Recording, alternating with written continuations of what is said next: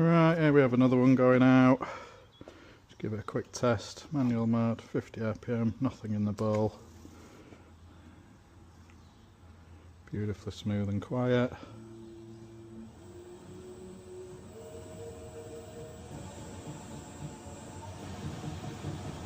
Now, it's a bit of a clunking noise there. I know what that is. Sometimes if these machines have been stood for a while, those rubber bowl rollers get a flat on them. It's this one, and you can hear it through the bowl.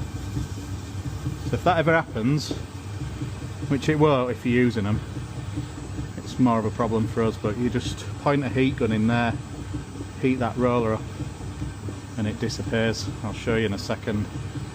Can you hear it?